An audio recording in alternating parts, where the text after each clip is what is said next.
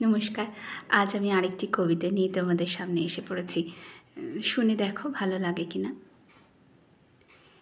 পাহাড় আগেই বলেছি ভালোবেসেছিল মেঘকে, আর মেঘ কীভাবে শুকনো খটখটে পাহাড়টাকে বানিয়ে তুলেছিল ২৬ বছরের ছোকরা, তা তো আগেই শুনেছিল।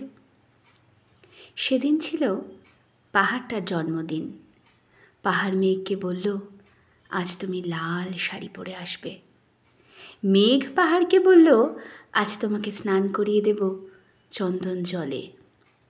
ভালোবাসলে নারীরা হয় নরম নদী, পুরুষেরা জ্বলন্ত কাঠ।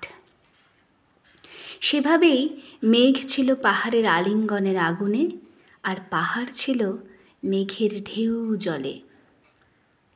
হঠাৎ আকাশ জুড়ে বেজে উঠল ঝড়ের জগঝম্ব। ঝাঁকড়া চুল উড়িয়ে ছিনতাইয়ের ভঙ্গিতে ছুটে এলো এক ঝাঁক হাওয়া। মেঘের আঁচলে টান মেরে বললে, ওর ছুঁড়ি, তোর বিয়ে। বজ্রের সঙ্গে মেঘের বিয়েটা হয়ে গেল ঠিকই, কিন্তু পাহাড়কে সে কোনো দিন ভুলতে পারল না। বিশ্বাস না হয় চিনে দেখতে পারো পাহাড়টার হাড় পাঁজর।